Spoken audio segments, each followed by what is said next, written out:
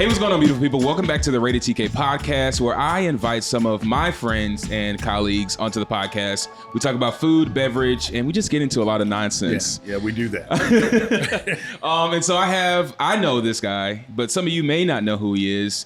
Mr. Tim Christian himself. He has traveled across the world, done some amazing things with some amazing corporations, and he's also over Show Me series, which is actually where we got introduced to each other.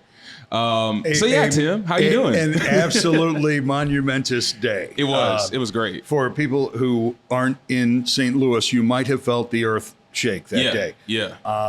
And for everybody who doesn't know, we do qualifying events for the World Food Championships.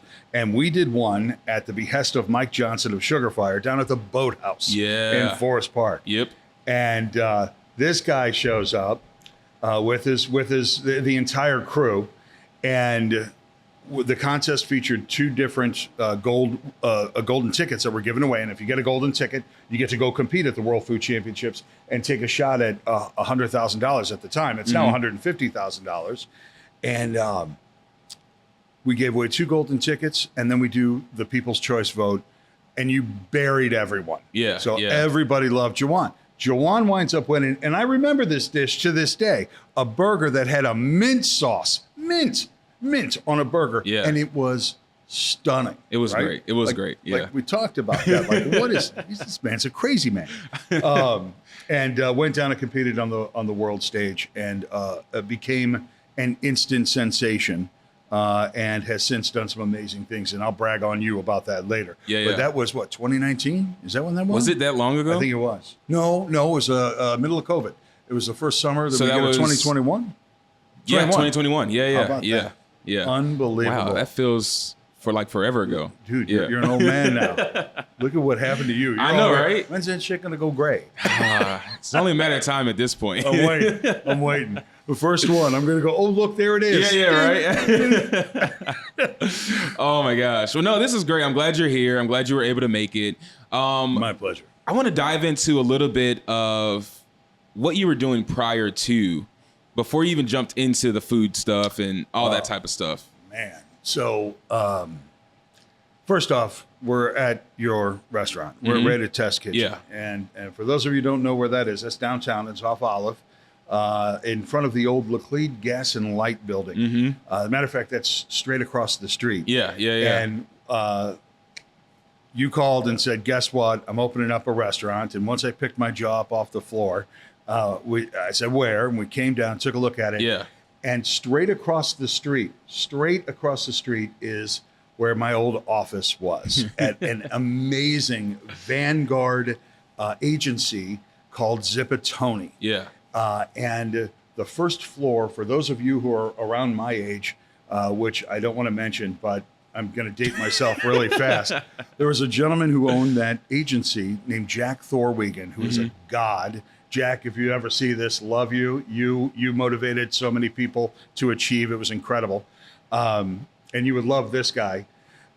He went out and bought a globe that was in front of a liquor store at 905 Market. And it was a 905 globe, and this thing spun around, and it was huge. Yeah. It was huge. I want to say it was like 10, 12 feet across. Really? Might have even been more. He bought that, and he put it in the middle of the mezzanine of this building. Oh, wow. And built the entire office around it, and it was one of the most magical places that this town has ever seen. Wow. And some of the greatest creative in the world came out of that. And so I would walk in and out of this building for the longest time. Yeah. And this whole stretch of downtown was just a great big playground for me before that. Yeah. Because Washington Avenue, going way back in the time machine, was a dead zone. All of the it was the old garment district. Yeah. Nobody knew what to do with all this warehouse space. And eventually opened up a nightclub at 1227 Washington. Okay, 1227 was the only place in the entire stretch of buildings between Tucker and all the way up to 15th, 16th, 17th, 18th, all those streets up there. It was the only business. And it was an underground nightclub, and the art scene made it come to life. And it took a while before everybody else found out about it. Yeah. And then a club opened up across the street, alternative lifestyle club called Twist. And with those two places, people started coming back down to Washington Avenue. Yeah. And became a hot spot. and there's great energy. And then the third place, and this is what sealed the deal, the trifecta for the resurgence of downtown, was a restaurant called Two Black Cats. Really? And it was a long, narrow place, and it was absolutely awesome. Yeah. Just phenomenal. So suddenly, Washington Avenue was alive and vibrant again. And the rest of it is really just history. Yeah. More and more restaurants opened, more clubs opened. The clubs got, more and more upscale until eventually people came in, started reworking the warehouse spaces into lofts. Yeah. And it became that great loft district that it was until things started getting really interesting around here, right? Yeah, that's a good way to put it. And everything's a cycle, right? Yeah. Everything's a cycle. It will come back. I think the mayor's doing their level best to make things work and move in the right direction. And we'll see phenomenal things happen again. It has to. And who's at the leading edge of that charge? A young man named Jawan Rice. Yeah. Well, no, seriously, that's when people were like, when I announced that I was opening, so why downtown? And I'm like, someone has to start it. Someone has to start it. Yeah. And not to say that fine dining is the answer or that a cafe is the answer. We really don't know what the answer is, but we just know that there needs to be something that's new and innovative in downtown that has longevity, because we've seen so many different restaurants and concepts turn over so fast, and it's just because they weren't built on longevity. You know what I mean? And so to build something that's super unique and innovative that has a 10-year to 100-year lifespan, that's what the goal was. You know what I mean? Yeah. And I think that it's on that pivot back up. Wash Ave is. Because Wash Ave is literally the staple of what downtown is. Yes. It's your way to downtown from Midtown. So I think that once that starts to make that pivot, I think that Wash Ave is going to be the spot for what it was years ago. You know what I mean? I think it really is all just a matter of time. There's some things that need to be ironed out downtown. Yeah. Some things that need to be ironed out everywhere. Yeah. But I take a look. So I had the good fortune of working with General Motors in Detroit for many years. And Detroit went through something very similar to this. Their downtown died. Yeah. And they were at the point where there were lots downtown. They said, well, we're going to turn them into farms, right? Do whatever you can do. And things cycled around for Detroit. The right investments were made, the right incentives were put in place, and that city did a 180. And these things take time. And it's really easy for people to sit on the sidelines and say, see, look, that failed. See, that's wrong.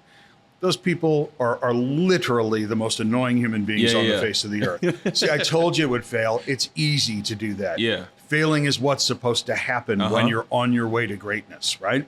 You've got to make mistakes. You've got to make errors. That's how you learn. That's how you build. That's how you grow. And I think that there were a lot of people who were influential in the formation of the last cycle of the city that aren't as involved anymore. And there's a whole new cadre of energy that's coming into this town, and you're right there at the front of it. That is working to bring us up on the next cycle. It's going to be fantastic. Oh, it's going to be amazing. It's going to be amazing. Just the raw stock. So I have my oldest brother is an architect, very accomplished. Our whole family is very, very proud of him, and he works downtown. Yeah. And it's so fascinating. He takes a look at the stock of businesses on street level that aren't occupied and what could go in there and what would make this the walkable downtown that it is. It was a walkable downtown. So why isn't it now? Yeah. Right? So there are other things that need to be addressed there. But yeah, man, I'm telling you what, all the real innovators are the risk takers are the ones that are going to show up here first. And they're going to be the ones that everyone will point to and say, this was the beginning of that cycle. Yeah. Right? Oh, yeah. It's going to be fun. And not to brag on you a little bit, but you're going to be doing something here in a couple of weeks representing this city to another city. Yeah. So that is the Houston Food and Wine Week. Yeah. It's huge. And you know what? I didn't even know of it. Obviously, I'm not from Houston, haven't been to Houston. But there's a lot of traction behind it. I mean, they bring some really talented chefs into Houston for this week of extravaganza, and it's gonna be fun. It's gonna be a fun competition. Oh, it's so there's certain towns they have a great big event, right? Most people go, well, what, where, right? Houston, you don't look at it and think, well, I want to go to the foodie town Houston. Exactly. Right? And but that being said, There's some fantastic restaurants. I'm speaking from personal experience. They've got a great food scene, but this week-long event is the thing that everybody in the industry talks about. It's amazing how much they've flexed over the years, how much that has grown. Yeah. And what's great is that you're going to be a fantastic ambassador of our town, which has a killer food scene. Oh my God. Yeah. Per capita, I'd put it up against anybody. Yeah. And you're going to be a great ambassador to the city of Houston, which is fantastic. Just make sure you come back. There's a lot of money in Houston. Don't leave us. Don't leave us. I don't know if they waived the GO ticket a little bit. I don't know. It doesn't take much. Dude, I'm telling you. But no, it's going to be that's going to be awesome. And what's fantastic about that is that you're going to be rubbing shoulders with some of the greats in the business, right? That's and one of the things I love about the culinary business, right? About restaurant business in general, is that chefs love talking business to chefs. Oh yeah, right. Oh yeah, there are no secrets. I mean, we could do it for days. Oh yeah, yeah. Oh yeah. It's it could be a talk show. It could be a therapy session. Yeah. I don't really know, but yeah, what's great is you're going to come back with some fantastic experiences and great ideas. Yeah. And that's something that gets shared here at Rated Test Kitchen. When did the last chapter start for you? The last chapter, chapter 5, started beginning of this month. Yeah. So we're getting ready to roll into the second month of this chapter. But it's always interesting when we launch a new chapter because we get so many repeat clients and they're like, oh crap, this is totally different than what we had last time. You know what I mean? Right. But it keeps us on our toes. It's something that keeps us aware of what's new, which we kind of get lock-landed in St. Louis because there's not much to do and there's not much. We don't have many resources when it comes to food and what's new and what's exotic and all that type of stuff. So we have to do things like collaborate with chefs in Houston and do these events and be a part of the World Food Championships to build these relationships with chefs that are outside of our bubble, outside of St. Louis, because if we don't really know what else is out there. You know what I mean? And so being able to go to Houston for these couple of days and get inspired by some of the best chefs in the country, it's going to be fun. It's going to be a lot of work. It's going to be challenging, but it's going to be fun, and I'm excited to see what happens. You know, I always worry about whether or not you're going to wind up showing up at the World Food Championships after this because you become a standard now for that organization. And for anybody who's watching this that doesn't know what the World Food Championships is, it's a massive global competition. And all year long, there are these local qualifying events, just like the one that you competed in. And it's a bunch of chefs and home cooks. It's open up to home cooks as well. As a matter of fact, a home cook from St. Louis did some ass kicking. She did. She did. JV's mom. Yeah.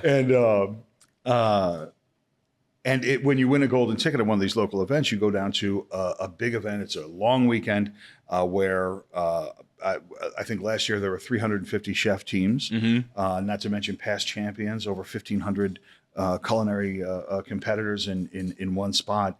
And all weekend long, competitions narrow it down to a winner in one of 11 categories. And the winner of those categories goes on to compete for $150,000. And you win money along the way. Yeah. The more you achieve, the better you do. But there is nothing like it.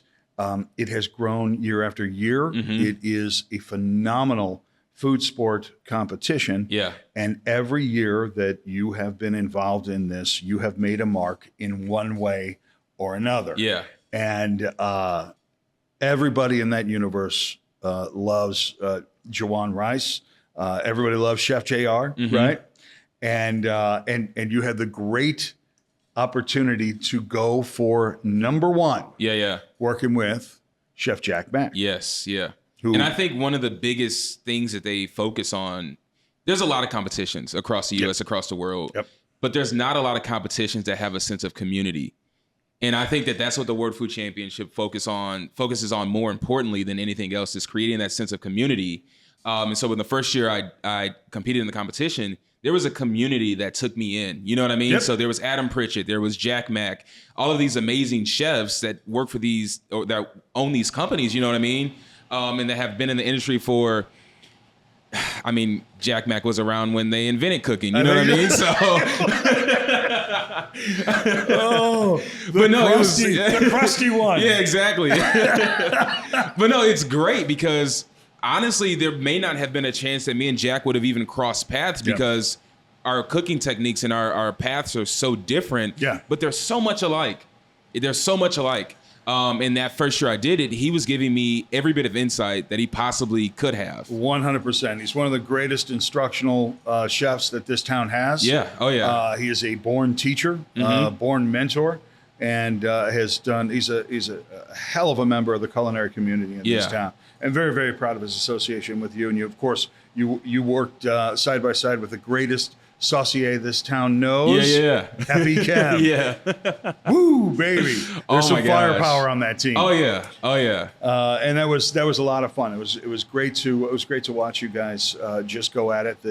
If it seems like they're just cooking, right? To anybody on the outside looking in, they're just cooking. You're just cooking. You're just cooking a dish. How hard can it be? Mm-hmm. Put a clock on it. Yeah. Right? And put the fact that you stand to win a lot of money, right? Put those two factors on it. And then you've got a team of accomplished and opinionated people having to work together in a very short amount of time to come to a solution and then execute. And it's a nail biter. Yeah. It's a nail biter. And for the people at home, you have 90 minutes to cook from start to finish. It's not like you are bringing things in prepared. There's no preparation before. Literally, everything has to be sealed. Everything has to be new. You're literally walking into an environment that's maybe, 10 foot by 10 foot? Not even that big, honestly. Maybe 8 foot by 4 foot. I don't know. But it's a small environment, and you're literally cooking from start to finish. 90 minutes, you have to present a dish. And I will also say, this doesn't happen in a studio. This happens live. Yeah. Right? Oh, yeah. You have one shot. And we've seen some very accomplished people fold. We've seen some very inexperienced people rise to the occasion. Mm-hmm. It is unpredictable, and it's exciting, and it's fun. Yeah. Case in point, your teammate had a medical emergency, and at the night before you were to compete, and you had to step up, which you did amazingly so. Yeah. With the help of another phenomenal chef out of the Bentonville area, Chef Paul Allen, if you're watching. Oh yeah. And you guys stepped up with what you were working out the details on the menu. The deadline to submit the recipe was midnight. You got it in at 11:59. Yeah. Right? Yeah. Literally. And woke up the next morning, did the shopping, and got it done. Yeah. Took second in that category. Yeah. Which was a miracle given the fact. Oh my God. Yeah. That you had zero time to prepare. But that's the nature of this. That's why with everything that Chef JR has going on here with Rated Test Kitchen, with everything that he has going on with his presence in the media and social media, with all of the great opportunities that you have in broadcast, he still stops what he's doing for the World Food Championships because it is a phenomenal experience and a great community. There are people who are waiting to go, when's Chef JR getting here? Yeah. But, we'll be having some competitions this summer, and it's going to be a lot of fun doing that. And, of course, you are now competitor emeritus. You just get to show up and exactly. maybe judge, right? So, so it's going to be fun. It's going to be a fun summer. Oh, yeah, definitely. And this is the year where there's a whole lot of media attached to it. And that's all I can say at this particular point. But every year it gets bigger and bigger. Yeah. And it's going to be huge this year. Yes. And, of course, we're going to be taking the big competition, which was last year in Dallas, to Indianapolis. Yes, and I'm extremely excited about that. And you know what? I think it's great because as a chef, we have to be able to accommodate and we have to be able to adapt to new environments. And you know what? Dallas was great, but I think everyone was getting so familiar on where to shop, where to go. It was too planned out. And so for them to switch locations on us, I think it's phenomenal. I think it throws a wrench into the bucket, and I think it's going to be amazing. Yeah, it's going to be a lot of fun. Indy is, of course, a great town. Yeah. When it comes to the culinary crossroads, as it were. Yeah. And we're very, very pumped to be. And best of all, it's just a few hours away. And by the way, if you're in the Midwest in November and you're looking for a phenomenal culinary experience, come watch the competitions of World Food Championships because this guy always puts on a hell of a show, along with dozens and dozens of others from here and throughout the world. Oh, yeah. So, What was it? What was there was one thing I remember we were talking about one dish, and you said that it was something that you learned in one of the earliest dishes that you learned from your grandma. Mm-hmm. And I don't remember what it was, but it was what I got a kick out of is the stuff that we ate when we were kids is still coming into the recipes. Yes. Now that we are grown ass adults. Yeah. And no, I learned the basics from my grandma. You know what I mean? But she didn't have a formal training, which most grandmas don't, nor that they need it. Right. And you know, she was able to walk me through certain things. Like, for example, putting butter and flour into a skillet and cooking it. She didn't know what the hell that was called. But I went to school and I know that now that's a roux. Yep. And that's how you start gravy and gumbo and all these different things. But they just have this firepower that's just amazing. And to be able to see it and to be able to grow and learn and get taught by that. Oh, yeah. Oh, my God. I couldn't have asked for a better teacher. Like, Yeah. seriously. Grandma, man. Grandma teaches us a lot. I laugh. So I learned to cook. I'm not bad. I'm not bad. I'm not competition grade, but I'm confident. First of all, let's take a second, and I'm going to import some clips. If you give this guy a log of wood, a grill, and an apron, that's all he needs. He doesn't need a shirt or pants or socks or anything. No, that's it. Yep. He's going to whip up something that's incredible. It's kind of scary. Fire. It's all about exactly. fire. Yeah, man, that's.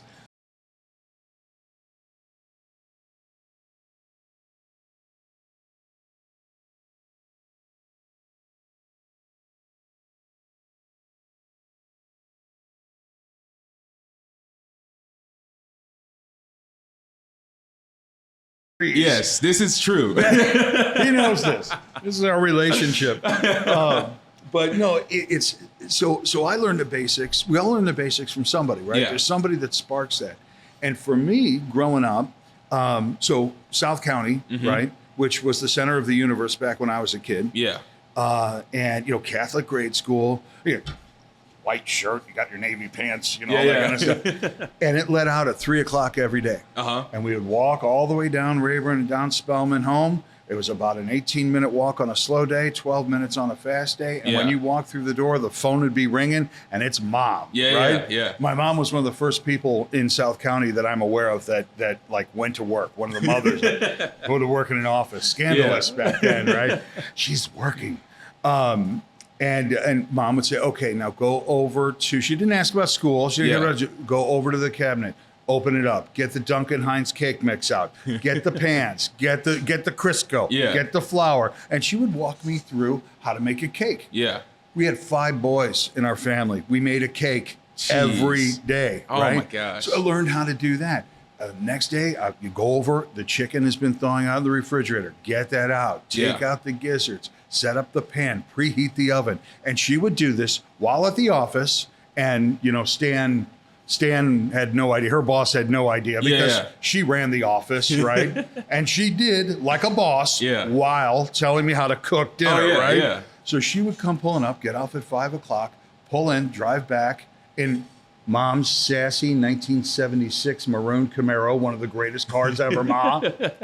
And she would come rolling into the driveway, get out, step in, throw the potato buds in because, that's what you do with 5 kids. Empty that whole box. And boom, finish dinner, and it's on the table. And 5 boys, and my father, the football coach and teacher, right? Who are just all dumb as a bag of hammers because we're boys, right?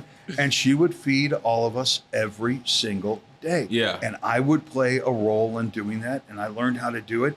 My little brother learned how to do it. I'd put his barbecue up against anybody. My oldest brother is probably the rib king of the family. Oh, wow. And that's me saying that. I was going to say, I do all right, even when I screw up. But you learn all that stuff from when you're a kid. If you're lucky, you learn from mom or you learn from grandma. So it's funny. We talk about all the things that we liked growing up, right? And we were talking about this earlier. What was the go-to for you when nobody was around? You want the snack. What was the go-to? The go-to wasn't necessarily a snack, but ramen noodles in our house was like, it was like gold because it was something easy. Everyone could make it. Besides, my cousin one time forgot to put water in there, but that's a different story. Almost burned down the house from a pack of ramen noodles. Crazy.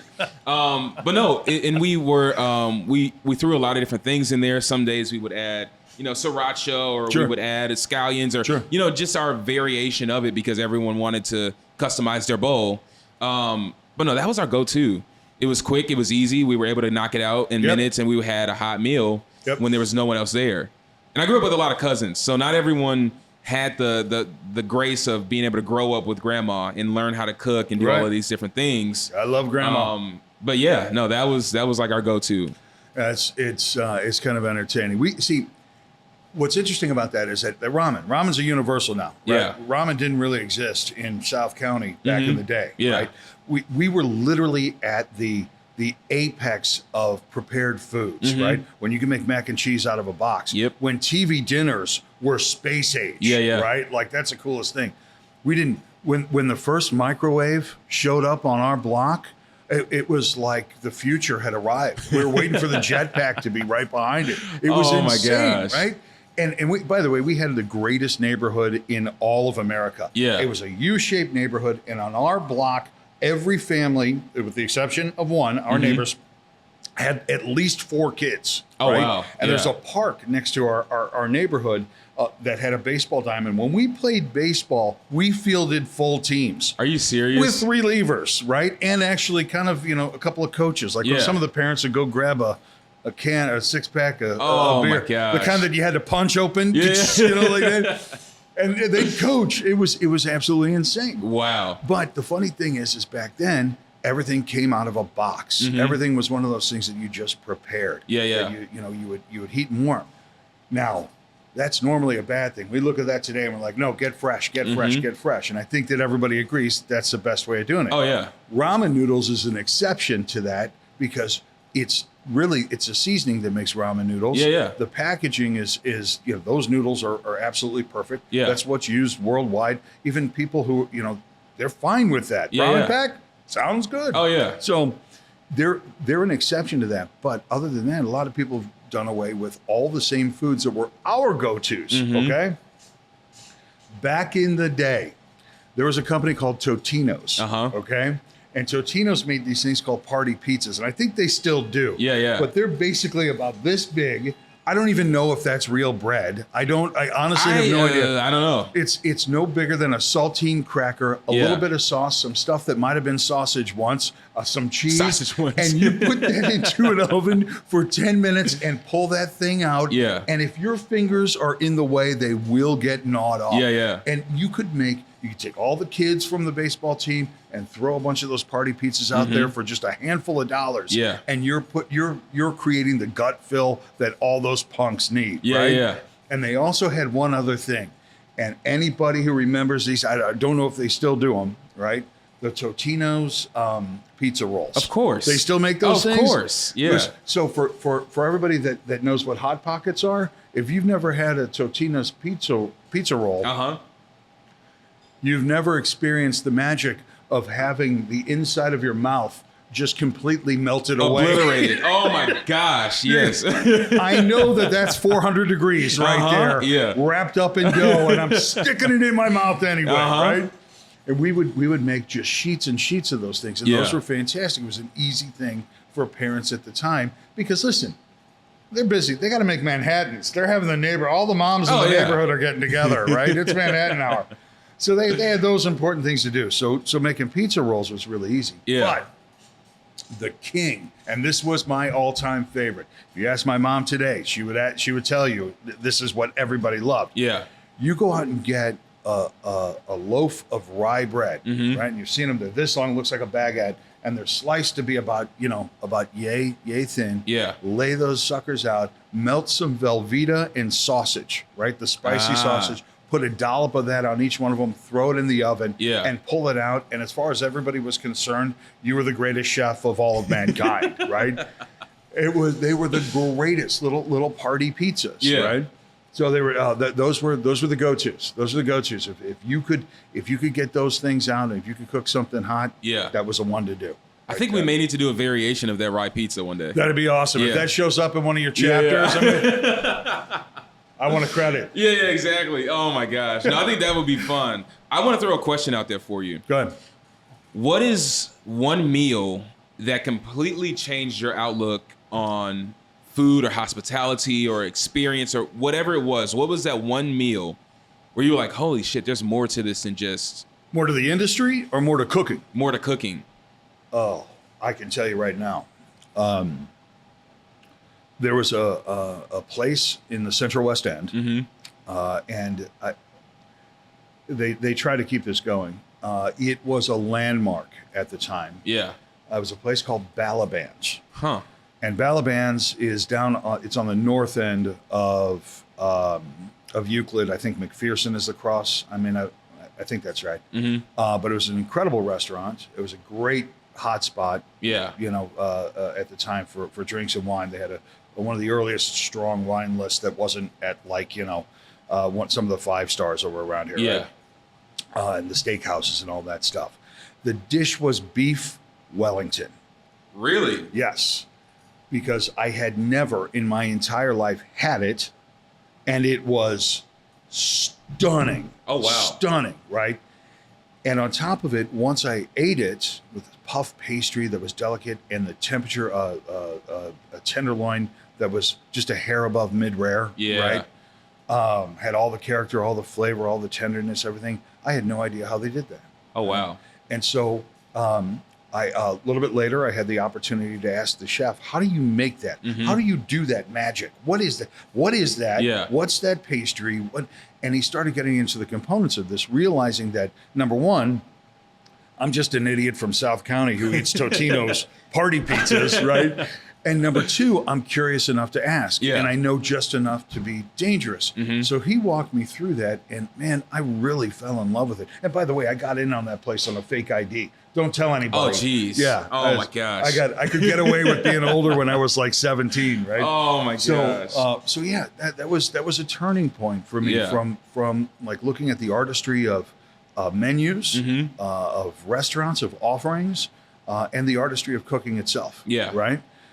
So that was the one that did it, and it is absolutely fascinating to me that any one of us, when we find that one dish, we could talk about it like all night. Oh, yeah. Right? Oh, yeah. And I've had the good opportunity to do that in a couple of different places, and of course, being involved with the World Food Championships and some of the chef battles, and of course, my partner with Natural Tableware, and all the chefs who are committed to sustainability that use her plates, that use the Natural Tableware white bagasse plates and palm plates as the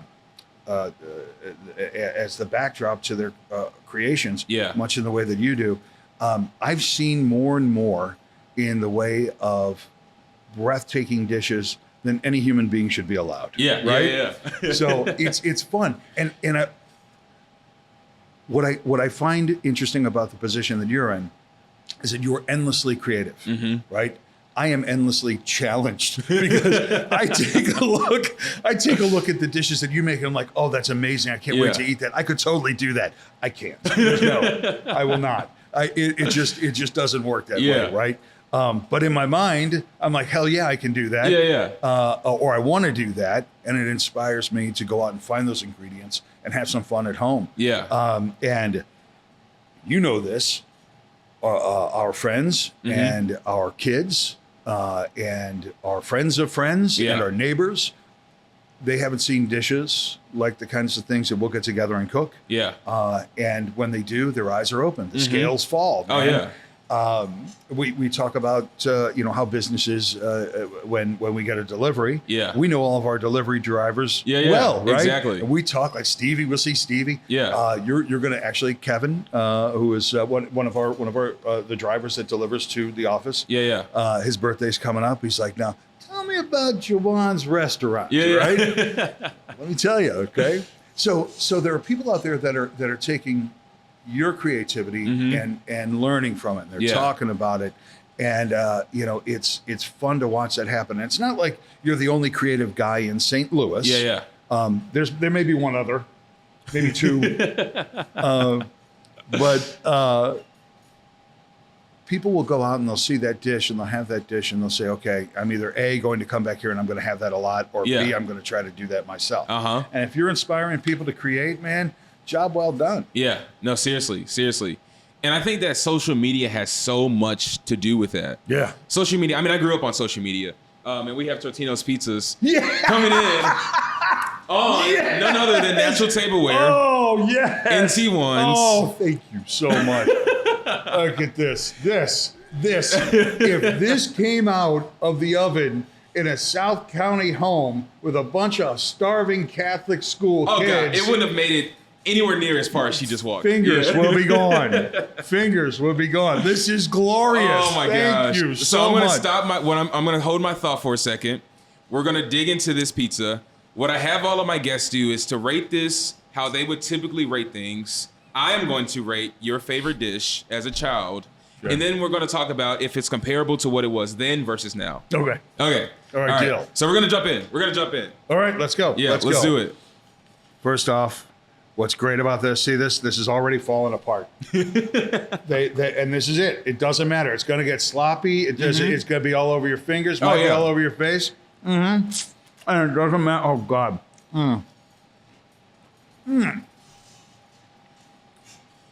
It's still as good as I remember. It is exactly the way that it was 10,000 years ago. I don't know. Are these little pepperonis? Are they little sausages? I'm not sure. Yeah. I think it's pepperoni. The salt is essentially tomatoes and salt. I mean, the sauce is essentially tomatoes and salt. Yep. The crust is sweet. There's like that bottom crackery layer. Crackery layer right there. It's like buttery. Crispy. Right? Yeah. Top of it is soft. And it just takes on that sauce. Oh my God. It holds up. This is literally. It's pretty good. Yeah. It's pretty good. I've not had one of these in forever. Wow. Seriously, it's that easy. Yeah. No, seriously. And these things are what, like 59 cents? I was going to say, they're like $1. Yeah. Okay. So I'm going to have you rate it on a scale of 1 to 10. What are you giving it? Man, there's so many different ways to rate this. It's not, it's kind of painful to reduce it down to one number. So, first off. Well, let's do this. Okay. Let's rate this on the EAT certification. Okay. So let's break it down. Break it down to the people that don't know what EAT certification is. EAT certification is a judging method for the World Food Championships. And it's a way that you can level the playing field in all these different categories. How do you judge seafood dish against a burger, against a steak, and on and on and on. And so think of it like the Westminster Kennel Club. You judge a dish on its own merits. What is the best that it could possibly be? So, what's the best of a toy poodle? What is the optimum for a Doberman, right? You get that criteria together and you judge on that. So you judge everything in the silo. So this alone, okay? This alone, I'm going to judge this in terms of execution. It is 11 out of 10. Yeah. Okay? Because this has not changed in 7 million years. Yeah, it hasn't aged at all. It is a good possibility that the formula for this is older than Jack Mack. Okay? So that execution, I'm going to way up here. Yeah. Appearance. And again, this is against the standard of the Totino's hearty pizza. It has not changed. It hasn't. In a bazillion years. This is exactly what it looked like when we were little. The only variation on this that you could have is whether you decide to cook it a little bit longer, right? That's it. Yeah. This is exactly what it looked like for impatient parents who are slinging food. I'm going to give for appearance, let's give that an 11. Yeah. Out of 10. And then we get to taste. Yes. So what's fascinating about this, and I, what is good is what is good. Okay.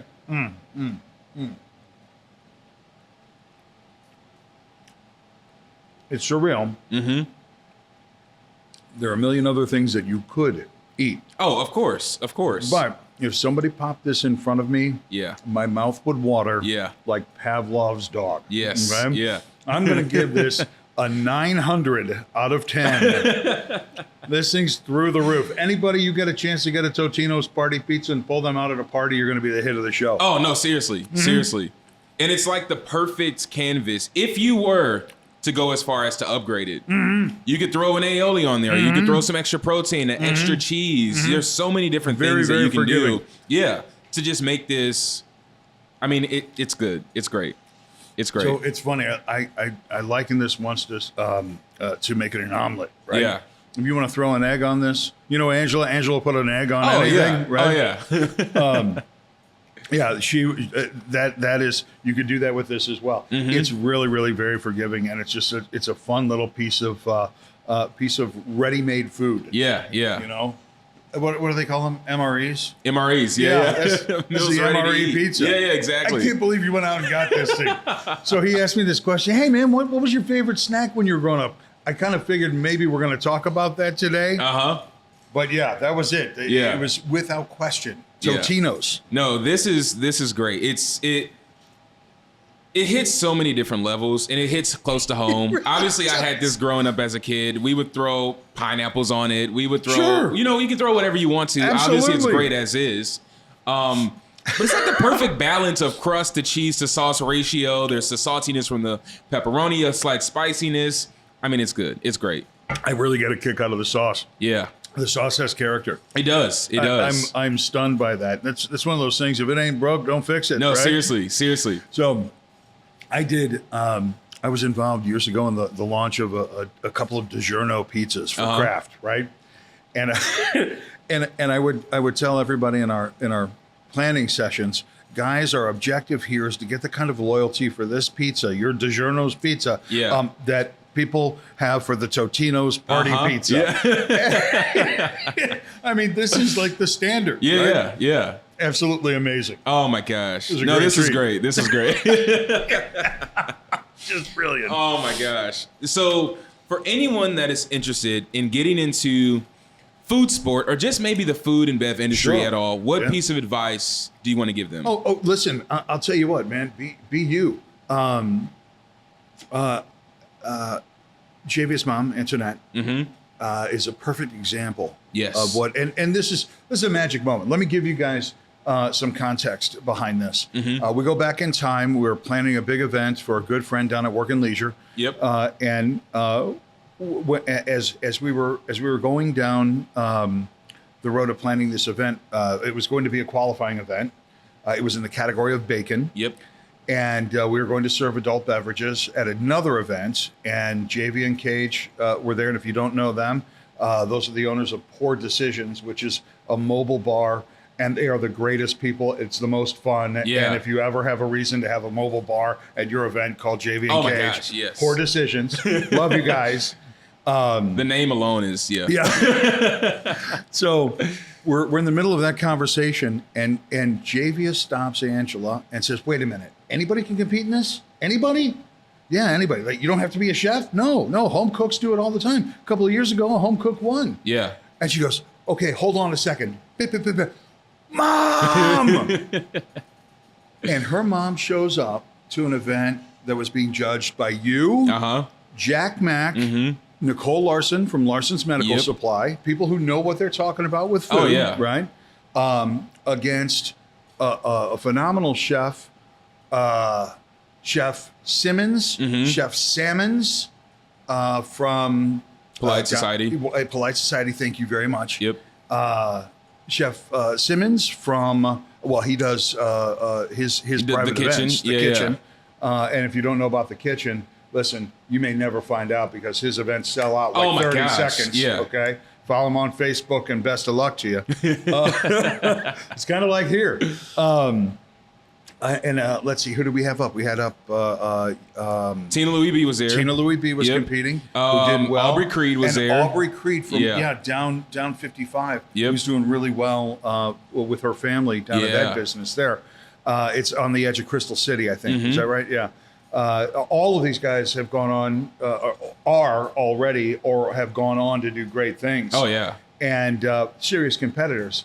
And then over here is Javia's mom. who's never done this before. Yeah. She has no clue what to do in terms of prepping all of this stuff. She's got a good friend at her side. And when you cook, you make the dish that you're going to give to the judges, but you also make bites for everybody. Everybody put out incredible dishes. Oh my gosh, yes. Javia's mom put out a bacon meatball with wrapped around a little ball of cheese and just the thinnest slice of pepper, of a hot pepper. I remember what that did to you. Yeah. And she didn't just win, she murdered everybody. Yeah, she did. So a person who has no experience in this, if you've got a great dish and you feel like that could be a world championship dish, don't be shy. Yeah. Just contact the Show Me series. Hey, if you know Jawan, he knows how to get a hold of us as well. Ask any past competitor. It's a ball. It is a ball. And we welcome anyone and everyone that thinks that they've got a shot at it and have the audacity to compete. Yeah, So, yeah. And the evening itself is just a party that Oh, is it's a not to be blast. missed. It's a blast. Yeah. Oh my gosh. I mean, just the brands and the people that are associated with it. I mean, it's a ball. Seriously, it is. It's muy fun. Oh my gosh. So yeah, it's been fascinating to see how much recognition that you get out of that universe come around your way, and been thrilled to see how much engagement that you've had with the leaders of this town. Mm-hmm. So besides Rated Test Kitchen, which is doing a fantastic job, Yeah. what do you got going on? Ah, you threw it back at me. So we are actually getting ready to launch this space as a cafe. So we will be launching that in the next week or so. We'll be open Monday through Friday. We'll have coffee, pastries, the whole 9 yards. It's going to be really fun, but it just gets people in the space of being able to come and enjoy something that's downtown. Plug in your computer, do some work, socialize with the people that'll be here, and just to get people in the space to get a feel for what Rated is. Yep. And possibly, converting them into actually getting them to try our 7-course dinner experience. Yeah. So yeah, it'll be fun. And then we'll be putting the trailer to work. Obviously this summer, we got some really fun things planned. But yeah, it's going to be fun. It's going to be fun. I will tell you, having a 20-foot trailer at your disposal, I like you being able to bring your brand anywhere, man. Yeah. It's fun to see that go. What's really interesting about the cafe is that, you've got a lot of businesses that are in this area. Oh, yeah. And, again, we go through the cycles of what downtown has to offer. Mm-hmm. The fact that you're going to be doing that is going to be music to the ears of a lot of people. Yeah. And that we'll be down here as well. Oh, yeah. You've got a lot of help on your team. Oh, my gosh. I have an amazing team, an amazing roster. You can talk about some of your rock stars? Yeah. Obviously, Bree and Jay, they own Delish Emporium. They're actually getting prepared to open up their bakery, which is, phenomenal. It's something that South City needs. They need that shining light. You know what I mean? Absolutely. Especially in that area of South Kings Highway. That's where they're located. That'll be amazing for them. We have Chef Robin, who's phenomenal. She's floating around somewhere. She is like a light. She's phenomenal. She's converting from what we know as food to telling us the history of where it comes from and being able to adapt it as medicine, because food is medicine at the end of the day. Absolutely. So having her part of the team is phenomenal. We have, let's see, who else we got? Javon, who's going to be the next best chef in St. Louis, in my opinion. He's worked for some of the top chefs in St. Louis. Phenomenal cook, phenomenal chef, super innovative. And that's one of the keys to having a great team, is to have people that are not just there to be yes men, but people that are there to innovate, to help you grow as a leader. And Absolutely. That's what I literally needed on my team. I needed people that were going to push me, not just me pushing them. You know what I mean?